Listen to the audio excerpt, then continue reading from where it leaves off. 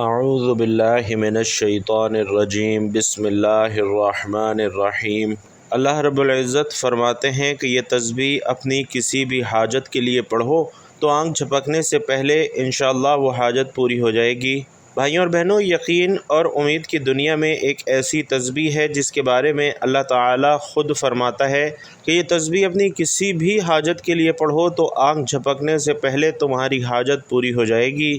تصور کیجئے وہ لمحہ جب آپ کی زندگی میں بے شمار الجھنیں ہوں، دل دکھوں سے بوجھل ہو، آنکھیں امید سے نم ہو چکی ہوں اور زبان پر صرف ایک دعا ہو۔ اس لمحے میں یہ تسبیح آپ کی روح کی پکار بن جائے تو اللہ کی رحمت پلک جھپکنے میں آپ پر برسنے لگتی ہے۔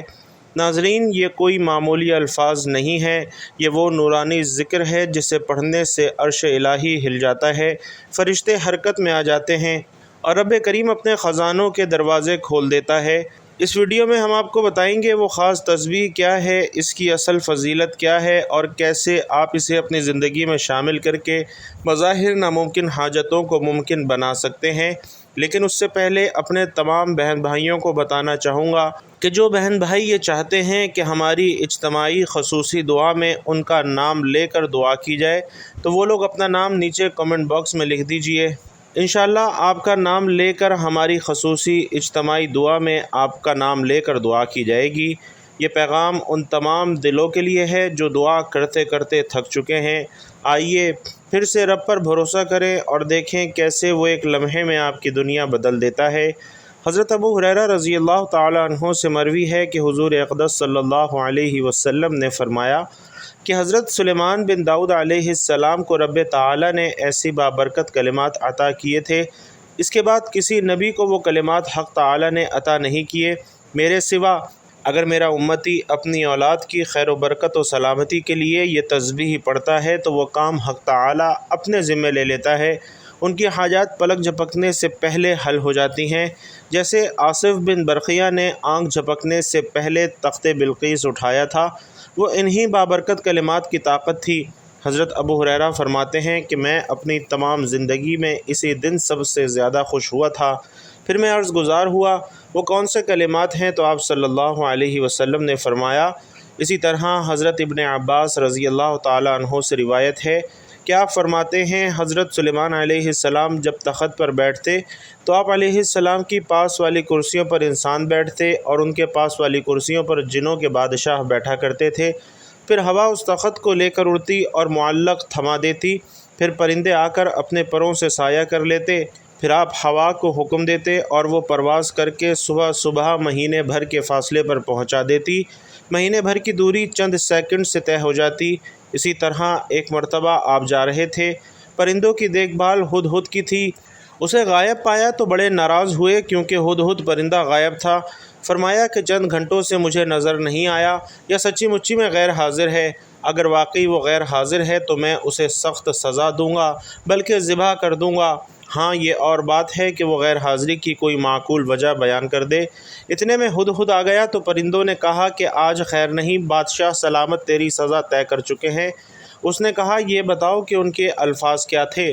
دوسرے پرندوں نے بیان کیا تو ہدہد خوش ہو کر کہنے لگا کہ پھر میں بچ جاؤں گا۔ چنانچہ ہدہد حضرت سلیمان علیہ السلام کے دربار میں پیش ہوا اور کہنے لگا، اے اللہ کے نبی، میں ایک ایسی خبر لے کر آیا ہوں جو آپ کے پاس بھی نہیں ہے۔ مورخ سے آ رہا ہوں اور پختہ یقین سے خبر لایا ہوں۔ اس کی بادشاہی ایک عورت کو میں نے کرتے ہوئے پایا ہے، اس کے وزیر اور مشیر 312 اشخاص ہیں اور ان میں سے ہر شخص کے ماتحت 12,000 کی جمعیت ہے۔ اس کی زمین کا نام مادو ہے، یہ صفا سے 3 میل کے فاصلے پر ہے۔ دنیاوی ہر قسم کی ضرورت اسے مہیا ہے۔ اس کا نہایت شاندار قسم کا تخت ہے جس پر وہ جلوہ گر ہوتی ہے۔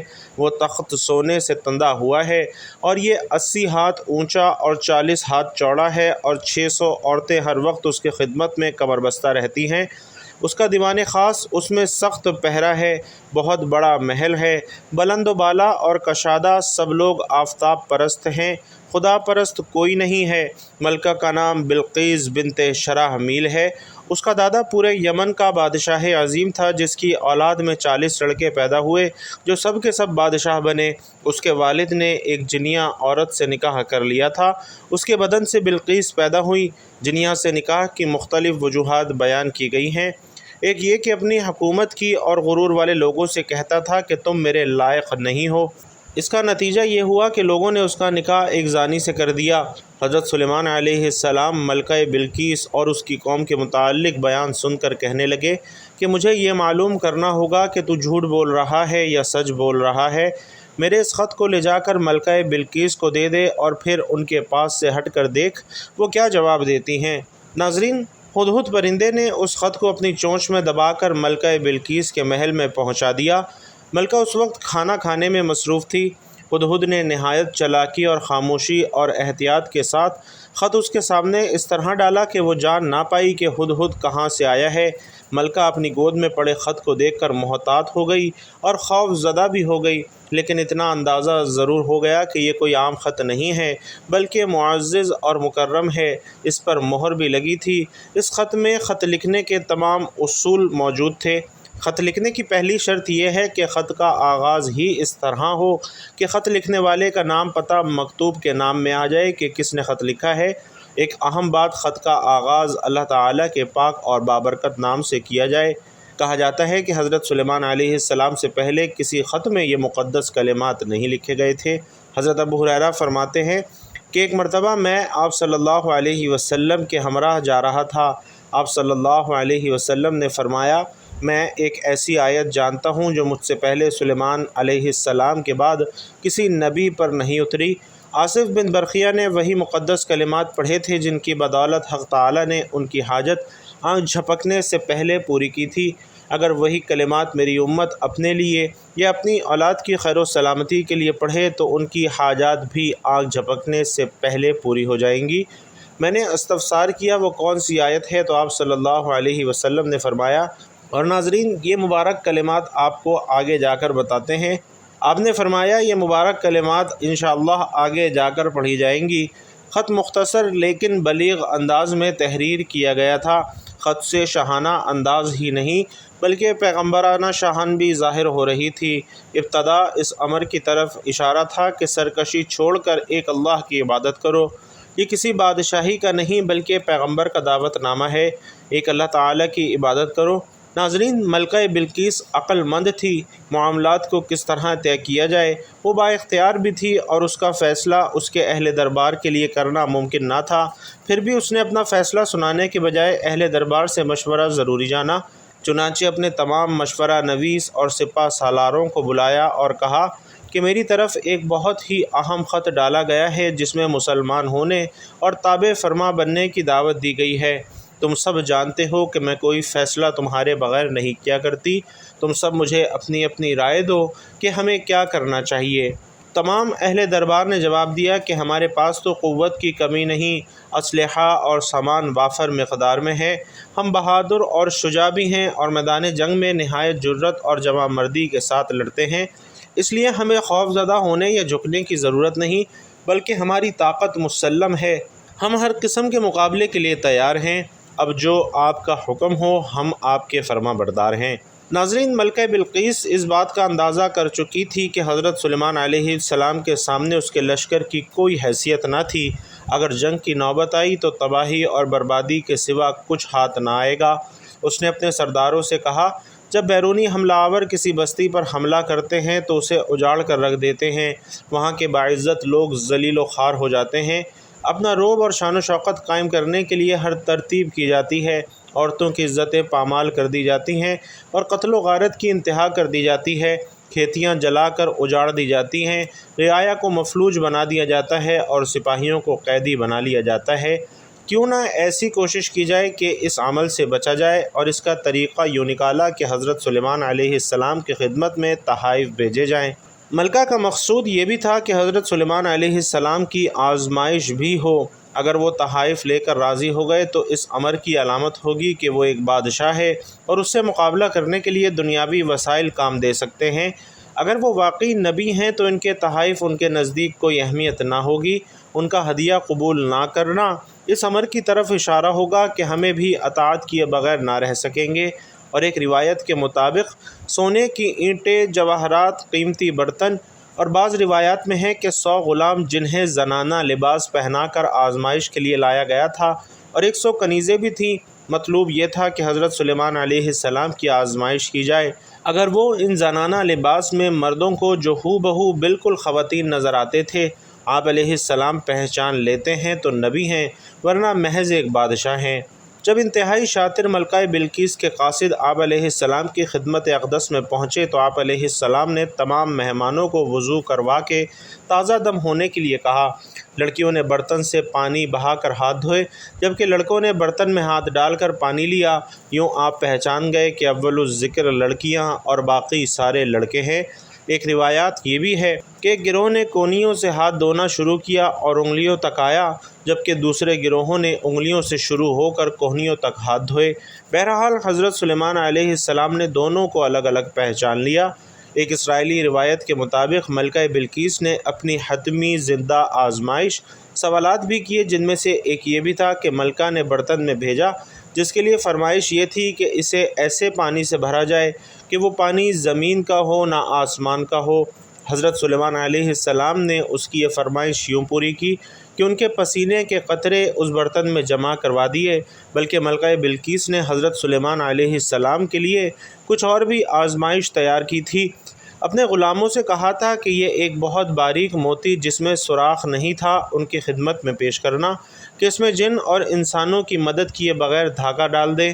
دوسرے موتی میں سوراخ ٹیڑھا تھا، اس میں بھی دھاگا ڈالنا ہے۔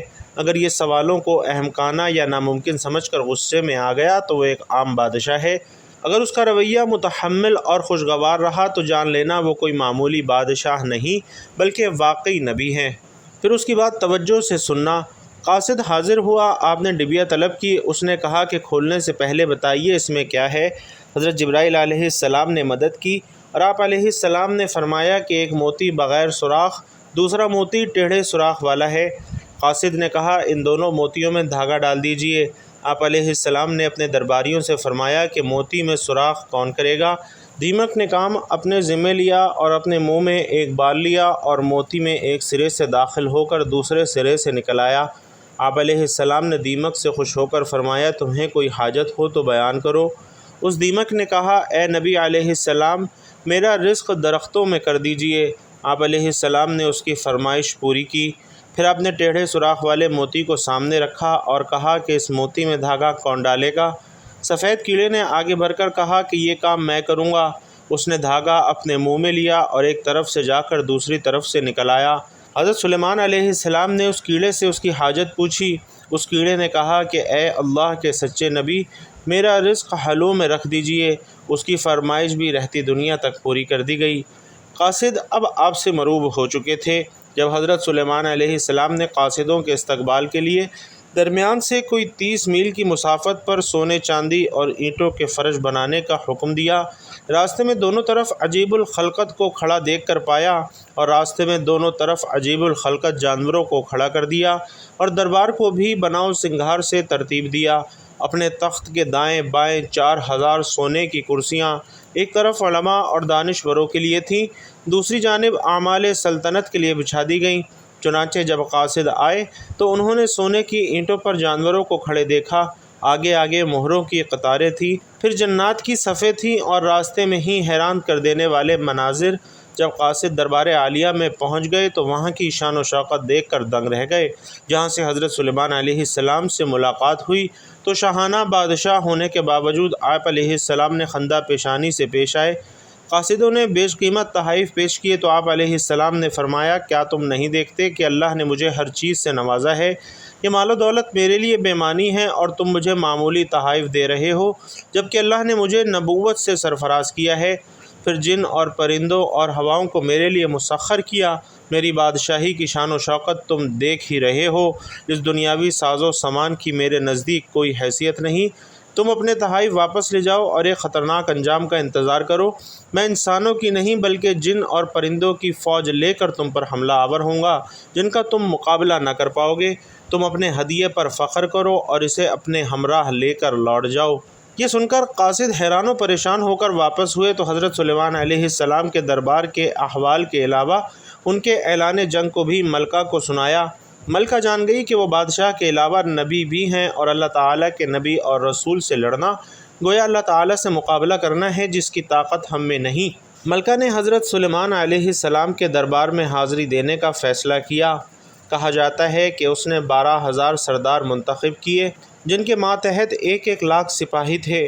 حضرت سلیمان علیہ السلام نے دور سے کوئی دھول جیسا دھواں اٹھتا دیکھا تو جان گئے کہ ملکہ بلقیس اپنے سپاہیوں کے ساتھ آ رہی ہے اور اس وقت وہ محل سے 3 میل کے فاصلے پر تھی۔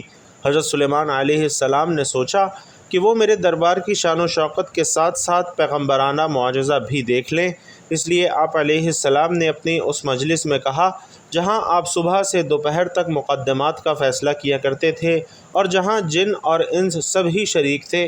آپ علیہ السلام نے کہا کہ ملکہ بلقیس کا تخت جس کی بیش قیمت اور نادر ہونے کی بہت شہرت ہے، ملکہ کے میرے دربار میں پہنچنے سے پہلے کوئی لا سکتا ہے، کیونکہ جب وہ یہاں آ جائے گی، ایمان لے آئے گی، پھر اس کا مال ہم پر حرام ہو جائے گا۔ بہرحال ایک طاقتور اور سرکش جن جو ایک بہت بڑے پہاڑ جتنی جسامت رکھتا تھا، اس نے کہا کہ اگر آپ مجھے اجازت دے دیں تو میں آپ کا دربار برخاست کرنے سے پہلے اس تخت کو اٹھا کر یہاں لا سکتا ہوں۔ پھر آپ جانتے ہیں کہ میں بہت ہی امانت دار ہوں اور ذخیرہ جواہرات سے مزین تخت سے کوئی چیز نہیں چراؤں گا۔ ظاہر ہے کہ جن انسان کے مقابلے میں غیر معمولی قوتیں رکھتا ہے، کسی انسان کے لیے یہ ممکن نہیں کہ وہ بیت المقدس سے مغربی یمن جو 1,500 میل کا فاصلہ 2-4 گھنٹوں میں طے کر کے تخت یہاں پہنچائے، اور تخت بھی کوئی عام یا معمولی نہیں، نہایت ہی وسیع و عریض اور وزنی، جسے اٹھانا فرد واحد کے بس کی بات نہ تھی، اور پھر تخت بھی وہ سب سے زیادہ حفاظت جہاں خود اس کے لوگوں کی رسائی ممکن نہ تھی۔ مجلس شورا میں موجود ایک شخص بول اٹھا، یہ وہ شخص تھا جس نے کتاب کا علم حق تعالی نے عطا کیا تھا۔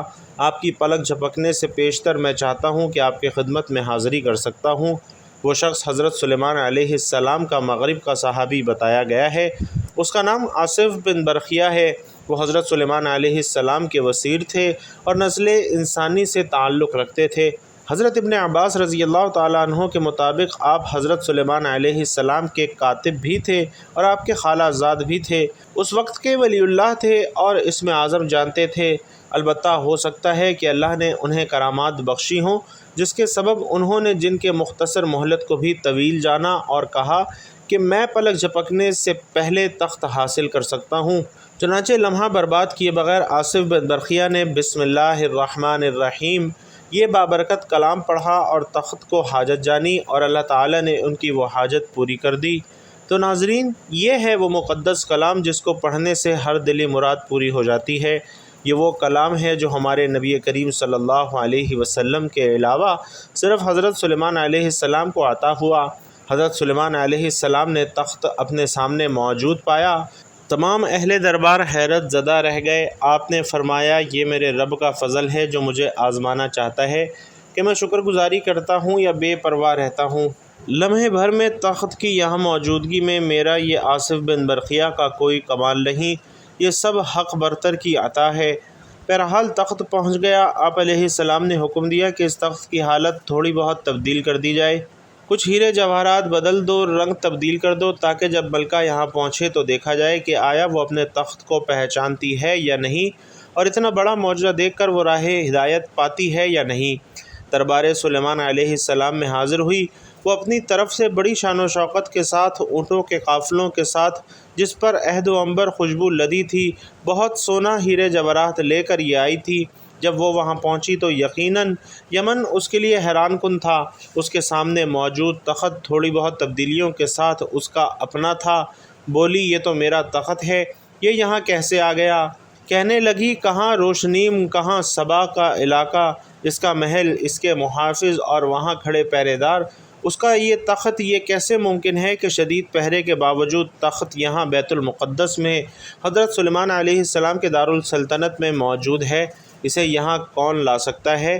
وہم میں مبتلا تھی کہ حضرت سلیمان علیہ السلام نے سوال کیا، تیرا تخت بھی ایسا ہی ہے؟ ملکہ بلقیس واضح جواب دینے کی قدرت نہ رکھتی تھی۔ وہ بہم انداز میں بولی کہ ہم تو اس کرامت سے پہلے آپ کی نبوت کے قائل ہو چکے تھے۔ حضرت سلیمان علیہ السلام نے سوچا کہ نبوت کے معجزے تو وہ دیکھ چکی ہے، اب اسے ظاہری سلطنت جاہ و جلال بھی دکھایا جائے۔ چنانچہ ملکہ بلقیس سبا کی آمد کی خبر سن کر آپ جنوں کو ایک ایسے محل کی تعمیر کا حکم دے چکے تھے جو صرف اور صرف کانچ کا تھا اور اس کے نیچے پانی سے لبالب۔ وہ شیشہ بہت ہی صاف شفاف تھا، آنے والا شیشے کا امتیاز نہ کر سکتا تھا، بلکہ اسے ایسے ہی معلوم ہوتا کہ پانی ہی پانی ہے، حالانکہ اس کے اوپر شیشے کا فرش ہے۔ بادشاہ کا مذہب عوام کا مذہب ہوتا تھا، اس لیے ملکہ بلقیس کے ایمان لانے کے ساتھ اس کی پوری قوم بھی ایمان لے آئی۔ تو ناظرین، اب چلتے ہیں وظیفے کی جانب۔ وہ کون سی تسبیح ہے جسے پڑھنے سے پلک جھپکنے کی آپ کی تمام حاجات پوری ہو جائیں گی؟ آپ نے وہ تسبیح کس طرح سے اور کتنی تعداد میں پڑھنی ہے؟ سب سے پہلے آپ نے حضور پاک صلی اللہ علیہ وسلم کی ذات اقدس پر درود پاک کا نذرانہ پیش کرنا ہے۔ درود پاک آپ کوئی سبھی پڑھ سکتے ہیں، ایک بار ثواب کی نیت سے میرے ساتھ بھی پڑھ لیجئے۔ اللہم صلی علی محمد وعلی آل محمد کما صلیت علی ابراہیم وعلی آل ابراہیم انک حمید مجید۔ اللہم بارک علی محمد وعلی آل محمد کما بارکت علی ابراہیم وعلی آل ابراہیم انک حمید مجید۔ درود پاک پڑھنے کے بعد آپ نے ایک تسبیح بسم اللہ الرحمن الرحیم کی پڑھنی ہے، یعنی 100 مرتبہ بسم اللہ الرحمن الرحیم پڑھنا ہے، اور اس کے بعد آپ نے ایک تسبیح استغفر اللہ کی پڑھنی ہے۔ اس کے بعد 3 مرتبہ سورۃ الاخلاص پڑھنی ہے۔ 3 مرتبہ سورۃ الاخلاص پڑھنے کے بعد آپ نے آخر میں دوبارہ درود پاک پڑھنا ہے۔ یہ تسبیح پڑھنے سے انشاءاللہ اللہ تعالیٰ آپ کی تمام حاجات کو پورا فرمائے گا اور آپ کی تمام خواہشات پوری ہو جائیں گی انشاءاللہ۔ اللہ رب العزت سے دعا ہے کہ نیکی کی بات ہم سب کو سننے، سمجھنے اور اس پر عمل کرنے کی طاقت اور توفیق مرحمت فرمائے۔ میرا سنانا اور آپ کا سننا اپنی بارگاہ میں قبول و منظور فرمائے، آمین یا رب العالمین۔ ناظرین محترم، پھر یاد دلاتا چلوں کہ جو بھائی بہن چاہتے ہیں کہ ہماری خصوصی اجتماعی دعا میں ان کا نام لے کر دعا کی جائے، وہ کمنٹ باکس میں اپنا نام ضرور لکھتے جائیں۔ اللہ رب العزت آپ سب کا حامی و ناصر ہو، آمین یا رب العالمین۔